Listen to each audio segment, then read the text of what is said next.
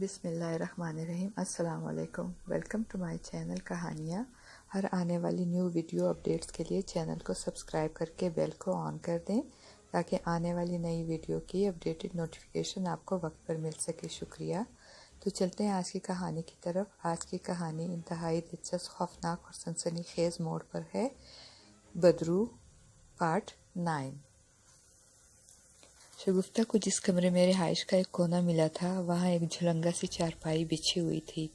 इस पागल खाने में बेशतर जहनी मरीज़ाएँ खस्ता हालत में नज़र आती थीं। कुछ निस्बतन बेहतर हालत में और आरामदा कुशादा कमरों में भी थीं, मगर यहाँ वो पागल औरतें और लड़कियाँ रहती थीं जो दूसरी औरतों की तरह लावारिस ना थीं। इनके ख़ानदान के अफराद ने दे दिलाकर इन्हें निस्बतन बेहतर जगह मुयस्सर करवा दी थी। जिस कमरे में शगुफ्ता थी इसकी हालत तो इंतहाई खस्ता थी। इसमें शगुफ्ता के अलावा 3 मज़ीद पागल औरतें भी थीं। इनमें से 2 तो खासी अधेड़ उम्र की नहीफ और इनकी हालत भी निहायत खस्ता हो रही थी। मैले कुचले फटे पुराने कपड़े, खिचड़ी से बाल, इनकी सूरतें बड़ी डरावनी थी। वो दोनों एक तरफ बैठी खुद से अजीब अजीब अंदाज में बड़बड़ाते हुए बातें कर रही थी, जबकि तीसरी औरत निस्बतन बेहतर हालत में थी। इसकी उम्र ज़्यादा ना थी, 35 के पट्टे में थी। वो एक कोने में चारपाई पर खामोश बैठी हुई थी। इसके नक्श भी जाज़िबे नज़र थे और रंग भी साफ था। शगुफ्ता बगौर इसकी तरफ तके जा रही थी। जाने क्यों शगुफ्ता को यह एहसास होने लगा कि ये औरत पागल हरगिज़ नहीं है। वो औरत भी शगुफ्ता की तरफ खामोश निगाहों से देखे जा रही थी। शगुफ्ता अब अपना सर घुटनों में दिए सिसक सिसक कर रोने लगी थी। मान इसके सर को किसी ने धीरे से छुआ तो इसने अपना सर उठाकर देखा। वही औरत इसके करीब खड़ी थी और वो भी इस तरह खासी गमज़दा नज़र आ रही थी। मत रो बेटी, क्या फ़ायदा ऐसे अपना जी हल्कान करने का, वो बड़ी मुलायमत से बोली। शगुफ्ता अपना दुख भूल कर हैरत ज़दा निगाहों से इसकी तरफ देखने लगी। इस औरत के चेहरे पर हल्की सी मुस्कुराहट थी और आंखों में हमदर्दी की चमक। वो इसके करीब चारपाई पर बैठ गई। आप शगुफ्ता अटकते हुए रुकते कहती रही। वो औरत इसके हाथ पर हाथ रखते हुए धीरे से बोली, हाँ, मुझे भी तुम्हारी तरह यहाँ ज़बरदस्ती पागल खाने में भेज दिया गया है। इसकी बात सुनकर शगुफ्ता को ज़रा हौसला हुआ और उसने पूछा, आपको कैसे इल्म हुआ कि मैं पागल नहीं हूँ?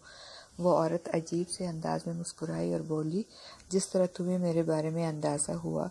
मैंने तो आपसे कुछ नहीं कहा कि आप। शगुफ्ता कुछ कहते कहते रुक गई, फिर जाने क्यों खफत से अंदाज से मैं मुस्कुरा दी। मेरा नाम जीनत है, तुम्हारा नाम? वो औरत अपना नाम बताते हुए बोली। शगुफ्ता ने कहा, शगुफ्ता नासिर। शादीशुदा हो? हाँ। नासिर नाम है इसका। हाँ। क्या इसने तुम्हें यहाँ? नहीं, वो तो बहुत अच्छे हैं, मुझसे बड़ी मोहब्बत करते हैं। शगुफ्ता यकदम बोली, तो फिर तुम यहाँ कैसे? अच्छी भली तो हो। इसकी बात सुनकर शगुफ्ता ने एक दर्द अंगेज़ आह भरी और मगमूम लहजे में बोली, ये बहुत लंबी कहानी है, क्या करोगी सुनकर? अपना दुख कह देने से अंदर का बोझ हल्का हो जाता है। मैं भी तुम्हें अपने दुख भरी कहानी सुनाऊंगी। ये कहकर वो औरत जिसने अपना नाम जीनत बताया था बोली, लेकिन तुम खुद को संभाल लो तो सही। इसी तरह अगर हौसला हार बैठोगी तो घुट घुट कर मर जाओगी। मुझे देखो, पूरे 6 माह से यहाँ कैद हूँ। दुख तो होता है, लेकिन मैंने हिम्मत नहीं हारी। जब मेरे बच्चों ने मुझे ज़बरदस्ती यहाँ दाखिल करवाया था तो मुझे ऐसा लगता था जैसे मैं एक पल में भी यहाँ ज़िंदा नहीं रह पाऊँगी। लेकिन फिर मैंने अपने सारे दुख दर्द को बलाए ताक रख दिया और सोचा कि यही तो मेरी जान के दुश्मन चाहते हैं कि मैं घुट घुट के मर जाऊँ। तब फिर मैंने खुद को संभाला और हालात का जुर्रतमंदी से मुकाबला करने का सोचा। इतना कहकर वो चुप हो गई। शगुफ्ता ने कदरे हैरत से पूछा, आपको आपकी औलाद ने यहाँ भेजा है? हाँ, लेकिन वो मेरी औलाद नहीं है, मेरे शौहर के बच्चे हैं। मगर मुझे दुख तो इस बात का है कि मैंने उन्हें सगी माँ की तरह पाला था और कभी सौतेली माँ का सा बर्ताव नहीं किया। लेकिन फिर भी जैसे ही मेरे शौहर अमानुल्लाह की आंखें बंद हुई तो मुझे पागल, जुनूनी और जहनी मरीज़ा करार दे के यहाँ दाखिल करा दिया गया। जीनत अपनी रौ में कहती चली गई, गोया इस तरह अपना बार हल्का कर रही थी। लेकिन अब मुझे इसका गम नहीं होता, क्योंकि ये सारा दौलत का चक्कर है। मुझे यकीन है कि अगर इन हालात में मेरी अपनी सगी औलाद भी होती तो वो भी यही करती। لیکن اب میرے دل و دماغ میں ان کے لیے نفرت بھر گئی ہے، میں بھی انہیں ان کے مقصد میں کامیاب نہیں ہونے دوں گی۔ اتنا بتا کر وہ خاموش ہو گئی۔ شگفتہ نے دیکھا کہ اس کا چہرہ طیش اور نفرت کی آگ سے سرخ ہو رہا تھا، آنکھوں سے جیسے چنگاریاں سی پھوٹ رہی تھی۔ پہلی بار شگفتہ کو احساس ہوا کہیں یہ واقعی پاگل تو نہیں۔ تم بتاؤ تمہارے ساتھ کیا ظلم ہوا ہے؟ زینت نے اچانک خود پر قابو پاتے ہوئے شگفتہ سے پوچھا۔ پھر جب شگفتہ نے اپنی پراسرار اور دہشتناک داستان سنائی تو زینت شگفتہ کے عجیب و غریب اور ناقابل یقین داستان سن کر دم بخود رہ گئی۔ پھر لکنت زدہ لہجے میں بولی، کیا واقعی تم پر جن کا سایہ ہے؟ ہاں، لیکن صرف مجھ پر نہیں بلکہ میرے سارے خاندان کا دشمن ہو گیا ہے وہ۔ مجھے تو اپنے بھائی ساجد کی فکر ہو رہی ہے، وہ بیچارہ تو دیکھ بھی نہیں سکتا، پتہ نہیں اس کا کیا ہوگا۔ بھائی کے ذکر پر وہ سسک پڑی۔ زینت اسے تسلی دیتے ہوئے بولی، حوصلہ رکھو شگفتہ، اللہ بہتر کرے گا۔ تمہاری خوفناک داستان سن کر تو میرے رونگٹے کھڑے ہو گئے۔ ویسے شکر کرو تمہارا شوہر ناصر تم سے سچی محبت کرتا ہے، وہ چین سے نہیں بیٹھے گا اور ضرور تمہیں یہاں سے نکلوا کر رہے گا۔ اتنا کہہ کر وہ ذرا تھمی، پھر بولی، میرا شوہر امان اللہ بھی مجھ سے بہت محبت کرتا تھا، اس نے مرنے سے پہلے اپنا سب کچھ میرے نام کر دیا تھا۔ اسے شاید یہ ڈر تھا کہ اس کے مرنے کے بعد سوتیلی اولاد کہیں مجھے در بدر خاک بسر نہ کر دے، لیکن باوجود اس کے وہ چاروں اپنی سازش میں کامیاب ہو گئے۔ آئے روز مجھے تنگ کرنے لگتے، بری طرح ستاتے تھے، مجھے الٹے سیدھے اور گندے گندے الزامات میرے سر تھوپتے رہتے اور مجھے پاگل سا بنا ڈالا۔ وہ یہی چاہتے تھے کہ میں سچ مچ پاگل ہو جاؤں اور وہ لوگ مجھے پاگل قرار دے کر یہاں بھیج دیں، لیکن وہ اتنا کہہ کر رکی۔ شگفتہ نے دیکھا اس کے ہونٹوں پر بڑی زہر خند مسکراہٹ تھی۔ وہ لوگ اب پوری طرح اپنی سازش میں کامیاب نہیں ہو سکیں گے۔ ان کا وکیل مجھے ذہنی مریضہ قرار دینے کے بعد میرے شوہر کی ساری دولت و جائیداد ہتھیا کر مشتاق، اظہر، نعیم اور ببلی کے نام کروا دے گا، لیکن جب وہ یہاں آ کر یہ دیکھنے کے لیے آتے ہیں کہ میں واقعی پاگل اور مریضہ ہو چکی ہوں یا نہیں، تو انہیں اس وقت سخت مایوسی ہوتی ہے کہ جب مجھے وہ بالکل بلند چنگا دیکھتے ہیں۔ اب وہ چاروں اس بات کے منتظر ہیں کہ میں اس ماحول میں رہ کر سچ مچ پاگل ہو جاؤں تاکہ مجھے عدالت کے سامنے حاضر کر کے میرے پاگل ہونے کی حتمی تصدیق کی جا سکے۔ اس لیے اب میں خود کو سنبھالے رکھتی ہوں، لیکن اس گھٹن زدہ ماحول میں رہتے ہوئے کبھی کبھی مجھے یہ خوف ہوتا ہے کہ میں کہیں سچ مچ پاگل ہی نہ ہو جاؤں۔ اتنا بتا کر زینت کی آنکھوں میں بھی آنسو مڑ آئے۔ شگفتہ کو اس کی دکھ بھری داستان سن کر بہت افسوس ہوا۔ بظاہر دونوں کا مسئلہ ایک ہی تھا، زینت کو اس کے سوتیلی اولاد اپنے مذموم مقاصد کی خاطر پاگل قرار دینے پر تلی ہوئی تھی، جبکہ شگفتہ کے شوہر کا ماموں شفقت اسے پاگل قرار دے کر اپنے بھانجے ناصر کو اس کی زندگی سے ہمیشہ کے لیے نکالنا چاہتا تھا۔ شگفتہ نے پوچھا، تو کیا آپ کے شوہر نے اپنا سب کچھ ہی آپ کے نام کر دیا تھا؟ نہیں، اس نے اپنے اولادوں کے نام ان کا حصہ کر دیا تھا، مجھے بھی حصہ دیا تھا، لیکن چاروں بچوں کا حصہ میری کوٹھی میں موجودگی سے مشروط رکھا گیا تھا، کیونکہ شوہر کے کاروبار اور کوٹھی میں میرا بھی حصہ تھا، میں کاروبار بھی سنبھالتی تھی، زینت نے بتایا۔ پھر ان چاروں کو ایسا نہیں کرنا چاہیے تھا جبکہ ان کو ان کا حصہ مل چکا تھا، شگفتہ بولی۔ زینت نے زہر خند مسکراہٹ سے کہا، وہ لالچی ہیں، میرے حصے پر بھی ان کی نظر تھی، مجھے تو ان سے جان جانے کا خطرہ ہونے لگا تھا۔ کمال ہے، جب آپ کا اپنا حصہ مل چکا تھا تو آپ کو اپنے دفاع کرنا چاہیے تھا، کوئی اچھا وکیل کر سکتی تھی، شگفتہ نے اپنی فہم و فراست کے مطابق پوچھا۔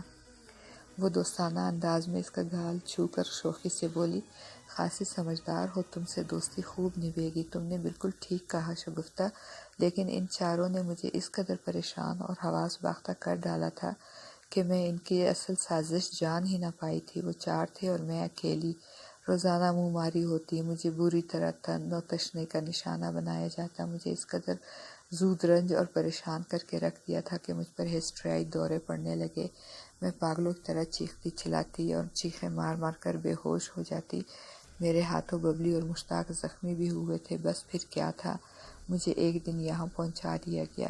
یہاں اس سے بھی زیادہ بدتر حالات تھے، اگر میں بر وقت ہوش مندی سے کام نہ لیتی تو سچ مچ پاگل ہی ہو جاتی، لیکن اب میں ان چار سازشی بہنوں بھائیوں سے بدلہ لینے کا پکا تہیہ کر لیا ہے۔ وہ اتنا کہہ کر چپ ہو گئی۔ شگفتہ نے ان حالات کے پیش نظر اپنے تجزیہ کیا تو اسے ذرا برابر بھی فرق نہ محسوس ہوا۔ شفقت نے بھی اس کے خلاف یہی سازش کرنے کی کوشش کی تھی کہ وہ اس طرح اسے پاگل خانے پہنچا کر ہمیشہ کے لیے اسے ناصر سے جدا کرنا چاہتا تھا۔ یوں زینت اور شگفتہ جلد ہی آپس میں گھل مل گئیں۔ زینت کا خیال تھا کہ صرف ایک بار وہ یہاں سے نکل جائے تو اپنا زیادہ مؤثر طریقے سے دفاع کر سکے گی، لیکن کم و بیش یہی خیال شگفتہ کا بھی تھا۔ یوں دونوں نے ایک رات فرار ہونے کا پروگرام بنایا۔ دوران گفتگو زینت نے شگفتہ کو ایک اور لرزہ خیز حقیقت یہ بتائی جسے سن کر شگفتہ جی جان سے کانپ اٹھی۔ زینت نے اسے پاگل خانے کی منتظم اعلیٰ کے بارے میں بتایا تھا کہ وہ ایک بہت ہی خرانٹ اور ظالم عورت ہے۔ اس کے بڑے بڑے لوگوں سے تعلقات ہیں اور کوئی بعید نہیں کہ وہ سازشی ٹولوں سے لین دین بھی کرتی ہو، لہٰذا اب یہاں سے نکلنے کا ایک یہی طریقہ ہے، یعنی فرار۔ دونوں کو اب رات کا انتظار تھا۔ رات کے کھانے میں انہیں باسی روٹی اور پتلی دال دی گئی تھی، گویا یہ بھی جیل خانہ ہو۔ شگفتہ نے تو ہاتھ تک نہ لگایا، زینت نے بھی برائے نام چند لقمے زہر مار کر لیے تھے۔ رات ٹھیک 9 بجے تمام کمروں کے دروازوں کو باہر سے لاک کر دیا جاتا تھا۔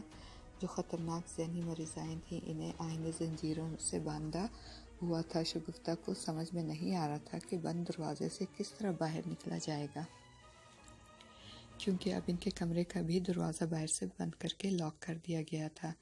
کمرے میں موجود باقی 2 پاگل عورتیں بھی اپنی اپنی چارپائیوں پر سوئی ہوئی خراٹے لے رہی تھی۔ زینت کے چہرے پر مضطربانہ جوش مترشح تھا۔ شگفتہ نے قدرے پریشانی سے سرگوشی میں زینت سے کہا، آخر ہم کس طرح یہاں سے فرار ہوں گے؟ کمرے کا دروازہ تو باہر سے بند ہے۔ اس کے سوال پر زینت نے کے ہونٹوں پر پراسرار مسکراہٹ ابھری اور اس نے اپنے ہونٹوں پر انگلی رکھ کر اسے خاموش رہنے کا اشارہ کیا اور شگفتہ نے چپ سادھ لی، مگر جانے کیوں وہ بے چینی محسوس کرنے لگی۔ رات دبے پاؤں سرک رہی تھی، کمرے کی روشنیاں گل کر دی گئی تھی، البتہ کمرے کے سلاخ دار کھڑکی سے کوریڈور میں ہونے والی روشنی کی مدھم کرن اندر آ رہی تھی۔ اچانک دروازے پر آہٹ سن کر شگفتہ بری طرح ٹھٹکی۔ وہ آ گئی! دروازے پر ابھرنے والی آہٹ سن کر زینت نے بھی سن لی تھی اور بے اختیار اس کے منہ سے سرگوشی ابھری، کون آ گئی؟ شگفتہ نے ہولے سے پوچھا۔ ابھی اس نے اتنا ہی کہا تھا کہ اچانک کمرے کا دروازہ تھوڑا سا واہ ہوا اور ایک سانولی سی ادھیڑ عمر عورت اندر داخل ہوئی۔ وہ زینت کی طرف دیکھ کر بولی، جلدی نکلو، راستہ صاف ہے۔ آؤ شگفتہ، جلدی کرو، زینت نے حیران پریشان سے شگفتہ سے کہا اور پھر دونوں اس عورت کے ساتھ باہر نیم تاریک کوریڈور میں آ گئی۔ اب وہ دونوں اس سانولی عورت کے ساتھ تیز تیز قدم چلتی ہوئی پاگل خانے کی عمارت سے باہر آ گئی۔ باہر تاریکی تھی، سامنے ایک ذیلی سڑک تھی۔ گیٹ سے باہر آ کر وہ ادھیڑ عمر عورت زینت سے بولی، اب میرا کام ختم، مگر اپنا وعدہ یاد رکھنا، میں پرسوں تمہارے یہاں آؤں گی۔ ہاں ہاں بہن، میں اپنا وعدہ پورا کروں گی، تم پرسوں میرے ہاں آ جانا، میں تمہیں مایوس نہیں کروں گی اور تمہارا یہ احسان بھی کبھی نہیں بھولوں گی، زینت نے اس سے ممنونیت سے بھرے لہجے میں کہا، اور پھر زینت نے شگفتہ کا ہاتھ تھاما اور اسے لیے تیز تیز قدموں کے ساتھ آگے تاریکی میں چلی گئی۔ تھوڑی دیر بعد وہ دونوں تیز تیز قدموں سے چلتی ہوئی مین شاہراہ پر آ گئی، مگر سڑک دور دور تک ویران تھی۔ اکا دکا ٹرک یا پرائیویٹ کار زناٹے سے گزر جاتی اور اطراف کا سکوت لمحہ بھر کو تھرا اٹھتا۔ بہن، آخر ہم کہاں جا رہے ہیں؟ شگفتہ نے پوچھا۔ وہ قدرے متحوش سی نظر آ رہی تھی۔ زینت نے جواباً کہا، اپنے گھر۔ لیکن وہاں تو تمہاری سوتیلی اولاد دوبارہ تمہیں پاگل خانے۔ شگفتہ نے دانستہ اپنا جملہ ادھورا چھوڑ دیا۔ زینت زہر خند مسکراہٹ سے بولی، اب وہ ایسا ہرگز نہیں کر سکتے، کیونکہ اب میں ان کے گناؤنی سازش سے اچھی طرح واقف ہو چکی ہوں۔ شگفتہ چپ رہی۔ وہ دونوں سڑک کے کنارے چلی جا رہی تھی۔ رات اپنے نصف پہر میں داخل ہو چکی تھی۔ شگفتہ نے پریشان ہو کر ہانپتی ہوئی آواز میں پوچھا، تمہارا گھر کہاں ہے؟ کیا ہم پیدل پہنچ جائیں گے؟ گھر تو میرا دور ہے، لیکن ریلوے اسٹیشن قریب ہے، وہاں سے ضرور ہمیں کوئی ٹیکسی مل جائے گی۔ کیا تم تھک گئی ہو؟ زینت نے پوچھا۔ نہیں، ایسی تو کوئی بات نہیں، شگفتہ نے ہولے سے مسکرا کر کہا، لیکن اسے بار بار یہ خیال پریشان کر رہا تھا کہ زینت کی سوتیلی اولاد اسے دوبارہ پاگل خانے والوں کے حوالے کرنے کی کوشش کر سکتی تھی۔ چنانچہ اس نے تجویز دیتے ہوئے کہا، میرا خیال ہے آپ جلد بازی سے کام لے رہی ہیں، اگر آپ اپنے گھر جانے کے بجائے میرے ساتھ چلیں تو زیادہ بہتر ہوگا۔ اس کی بات پر زینت نے چلتے چلتے اس کی طرف دیکھا اور رک گئی، پھر چند ثانیے سوچتے ہوئے بولی، بات تو تمہاری ٹھیک لگتی ہے، دراصل مجھے صبح ایک وکیل سے ملاقات کرنی تھی۔ میرا خیال ہے کہ اپنے گھر جانے سے یہی بہتر رہے گا کہ پہلے تمہارے ہاں چلا جائے، پھر اس کے بعد صبح ہوتے ہی میں اپنے وکیل سے رابطہ کر کے اس سے مشورہ کروں گی۔ یہ فیصلہ کرنے کے بعد دونوں ریلوے اسٹیشن کے قریب پہنچ گئی۔ شاید کوئی ٹرین آنے والی تھی۔ باہر احاطے میں چند ٹیکسیاں نظر آئی تھیں۔ زینت نے ایک ٹیکسی والے سے کرایہ طے کیا اور پھر دونوں اوپری سیٹ پر براجمان ہو گئیں۔ ٹیکسی آگے بڑھ گئی۔ شگفتہ نے اپنے محلے کا پتہ بتایا تھا۔ نصف گھنٹے بعد ٹیکسی ان کے محلے میں داخل ہوئی اور شگفتہ کے بتائے ہوئے اشارے پر ڈرائیور نے ٹیکسی اندھیری کوٹھی کے سامنے روک دی۔ زینت کے پاس کچھ رقم تھی۔ اس نے کرایہ ادا کر کے اسے فارغ کیا۔ شگفتہ اپنے گھر آ کر بہت خوش تھی۔ اس نے دھڑکتے دل کے ساتھ کال بیل پر انگلی رکھ دی۔ دوسری بار کال بیل بجانے پر دروازہ جس نے کھولا اسے دیکھ کر شگفتہ خوشی کے مارے کھل اٹھی۔ وہ ناصر تھا، اس کا شوہر، جو اس سے دل و جان سے چاہتا تھا۔ شگفتہ کو اصل خوشی اس بات کی تھی کہ ناصر نے اپنے وعدے کا پاس کیا تھا اور اس کے نابینا بھائی ساجد کو تنہا نہیں چھوڑا تھا۔ شگفتہ تم اس وقت آؤ۔ وہ حیرت و خوشی کے ملے جلے تاثرات سے بولا، پھر زینت کی طرف دیکھ کر بولا، یہ خاتون کون ہے؟ اندر تو آنے دو، پہلے بتائے دیتی ہوں، شگفتہ نے کہا۔ ناصر نے فوراً انہیں راستہ دیا۔ شگفتہ زینت کو لیے اندر داخل ہو گئی، جبکہ ذرا دیر بعد ناصر بھی گیٹ بند کر کے اندر کمرے میں آ گیا۔ شگفتہ اور زینت ایک صوفے پر براجمان ہو گئیں۔ کیا ساجد سو رہا ہے؟ شگفتہ نے ناصر سے اپنے بھائی کے بارے میں پوچھا۔ ناصر نے استباط میں سر ہلا دیا، پھر ایک نگاہ زینت پر ڈالنے کے بعد شگفتہ سے قدرے پریشانی سے بولا، شگفتہ تمہیں اچانک یہاں پا کر خوشی بھی ہو رہی ہے اور حیرت بھی۔ تم ٹھیک تو ہو نا؟ وہ کمبخت تھانے دار بتا رہا تھا کہ تمہیں پاگل خانے بھیج دیا گیا ہے۔ ہاں، شکر کرو کہ میں ان کی مدد سے فرار ہو کر یہاں تک آن پہنچی ہوں، شگفتہ نے ایک گہری سانس لے کر کہا، اور پھر ناصر کو ساری بات بتا دی۔ زینت کے بارے میں بھی اسے تفصیلاً آگاہ کیا۔ ناصر نے بغور شگفتہ کی باتیں سنی اور پھر زینت کی طرف دیکھ کر ممنون لہجے میں بولا، آپ کا واقعی پر بہت احسان ہے بہن جی، اب فکر کرنے کی کوئی ضرورت نہیں، میں سب سنبھال لوں گا۔ ناصر کی بات سن کر زینت نے اسے کہا، ناصر بھائی خطرہ ابھی سر سے ٹلا نہیں، میں اور شگفتہ دونوں ہی تقریباً ایک ہی قسم کے سازش کا شکار ہوئے ہیں۔ ہم دونوں کو ہی سوچی سمجھی اور گہری منصوبہ بندی کے بعد زبردستی پاگل خانے میں داخل کرا دیا گیا تھا، لیکن میں نے فیصلہ کیا تھا کہ صبح ہوتے ہی میں اپنی بچپن کی گہری سہیلی کے ہاں جاؤں گی۔ وہ بہت اچھی وکیل ہے، مجھے امید ہے کہ وہ ہماری مدد ضرور کرے گی۔ ناصر نے کہا، وہ تو ٹھیک ہے، لیکن میرا خیال ہے کہ شگفتہ کو اب کسی وکیل کی ضرورت نہیں رہی، میں اپنے ماموں کو سمجھا دوں گا۔ یہ تمہاری بھول ہے، زینت نے نہایت سنجیدگی سے کہا۔ شگفتہ نے مجھے تفصیلاً اپنے پراسرار حالات کے بارے میں آگاہ کر دیا ہے۔ اس کے ہاتھوں نہ صرف تم مضروب ہوئے تھے بلکہ اور بھی بہت سے لوگ ہیں، جن میں ان کی والدہ بھی اپنی جان سے ہاتھ دھو بیٹھی ہیں۔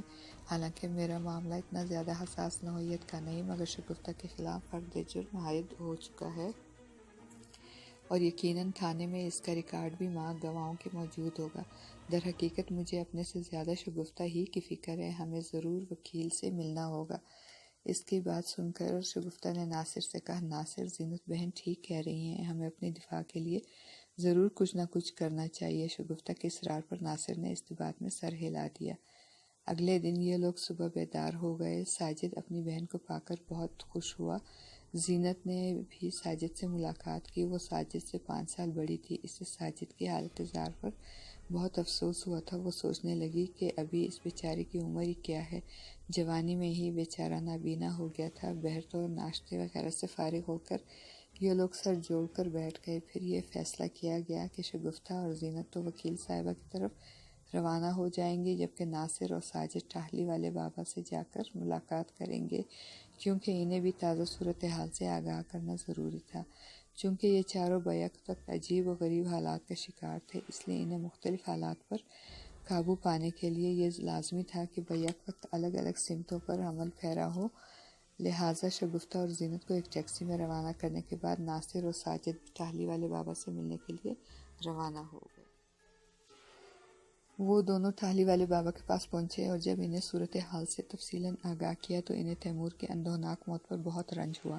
پھر وہ چند ثانیے کی پرسوچ خاموشی کے بعد دھیمے لہجے میں بولے، شاید تم لوگوں کو ابھی طرح حالات کی نزاکت اور خطرناکی کا اندازہ نہیں ہے، ورنہ تم دونوں کو تیمور صاحب کی موت کے فوراً بعد ہی مجھ سے ملنا چاہیے تھا۔ خیر جو ہوا مجھے اس کا رنج ہے۔ تیمور نے شاید اپنی بیٹی شگفتہ کو میری بار بار نصیحت کرنے کے باوجود یہ اہم بات نہیں بتائی تھی کہ جب بھی اس کا بدرو سے سامنا ہو تو وہ خود پر قابو رکھے، کیونکہ ابھی اس کے اندر وہ طاقت نہیں ہے کہ وہ خود سے کوئی گل کھلا سکے۔ پھر میں نے ایک تعویذ بھی دیا تھا، اس کے ہوتے ہوئے کہ اس کی کیا مجال کہ وہ بدرو تم لوگوں کا کچھ بگاڑ سکے۔ وہ تعویذ اب کہاں ہے؟ بابا نے پوچھا۔ ساجد نے پریشان ہو کر کہا، بابا اس کا تو مجھے علم نہیں ہے، دراصل ہم چند دنوں سے پے در پہ ایسے پریشان کن حالات کا شکار ہیں کہ ہمیں اس کی طرف دھیان ہی نہیں رہا۔ اس کی بات سن کر ٹاہلی والے بابا نے کہا، تم لوگوں کو کی انہی بدحواسیوں اور پریشانیوں سے وہ بدرو ہر بار فائدہ اٹھانے کی کوشش کرتی رہتی ہے، کیونکہ اس کا مقصد ہی یہی ہے کہ وہ تم سب کو اس قدر پریشان اور حواس باختہ رکھے کہ تم اس کی ہلاکت کا سامان نہ کر پاؤ۔ مگر بابا اب ہمارے لیے آپ کی کیا نصیحت ہے؟ اب تو میرے بابا بھی اس دنیا میں نہیں رہے، خود میں بھی نابینا ہوں۔ شگفتہ بہن کو الگ پولیس والے تنگ کرتے رہتے ہیں، اس بیچاری کو تو انہوں نے پاگل خانے پہنچا کر ہی چھوڑا۔ وہ تو بھلا ہو اس نیک عورت کا جس نے میری بہن کو کسی نہ کسی طرح پاگل خانے سے فرار کروا دیا۔ مگر وہ پریشانی اب بھی ختم نہیں ہوئی۔ وہ دونوں اب کسی وکیل سے مشورہ کرنے کے لیے گئی ہیں۔ آپ ان کی کامیابی کے لیے دعا کریں، اللہ انہیں اپنے مقصد میں ضرور کامیاب کرے گا۔ بابا نے جلالی لہجے میں کہا، لیکن تمہیں اس گمبھیر مسئلے پر زیادہ توجہ دینی چاہیے۔ اس بدرو کی تاریخ اور اس کے ماضی اس قدر قدیم ہے کہ مجھے روزانہ اس کی آگاہی حاصل کرنے کے لیے بڑی جان فشانی کے ساتھ چلہ کشی کرنی پڑتی ہے۔ راتوں کو جاگ جاگ کر وظائف پڑھتا ہوں، لیکن اتنی عرق ریزی اور محنت کے باوجود ہمارے لیے ابھی ہنوز دلی دور رست والی بات ثابت ہوئی ہے، یعنی ہمیں بھی محض مرحلہ وار اور بہت تھوڑی جانکاری ملی ہے، جس سے تم لوگ اندازہ لگا سکتے ہو کہ یہ بدرو کس قدر پراسرار ہے۔ لیکن ہمیں اللہ کی قدرت پر پورا بھروسہ ہے، وہ ہمیں اس خبیث روح کو نیست و نابود کرنے کی ضرور توفیق اور طاقت عطا کرے گا، جو کمزور اور بے گناہ انسانوں کے لیے وبال جان بنی ہوئی ہے۔ مگر ہمارے لیے بھی پریشانی کی اصل وجہ یہی ہے کہ ہمارا علم کامل تو ہے، مگر اس کی رفتار بہت سست ہے۔ اس سے خدشہ ہے کہ جب تک ہم پوری طرح آگاہی حاصل کر سکیں تو اس بدرو کو گل کھلانے کا موقع ملتا رہے گا۔ لیکن اگر تم لوگ ہوشمندی اور بہادری کا مظاہرہ کرو تو کم از کم اتنا ضرور ممکن ہو سکتا ہے کہ وہ اپنے عزائم میں ناکام رہے، اور ادھر تب تک ہم اس کی پوری طرح اصلیت جان سکے۔ ٹھالی والے بابا اتنی صراحت کرنے کے بعد ذرا خاموش ہوئے۔ ناصر نے پہلی بار لب کشائی کرتے ہوئے کہا، بابا تیمور صاحب تو اب اس دنیا میں نہیں رہے، لیکن اب آپ ہماری رہنمائی کریں، ہم آپ کی ہدایت اور نصیحتوں پر حرف بحرف عمل کرنے کی کوشش کریں گے۔ آپ نے اب تک اپنی طویل ریاضتوں سے کچھ نہ کچھ تو اس بدرو کی حقیقت معلوم کرنے کی کوشش کی ہوگی، آخر وہ کس طرح نابود ہوگی؟ ٹاہلی والے بابا بولے، انشاءاللہ ایسا جلد ہوگا، آمین۔ ساجد اور ناصر نے زیر لب دعایا کہا۔ پھر ناصر کو اچانک کچھ یاد آیا اور اس نے دوبارہ پوچھا، بابا آپ نے تیمور صاحب کو اندھیری کوٹھی میں رہائش اختیار کرنے کا مشورہ بھی دیا تھا، اس کی کوئی خاص وجہ تھی؟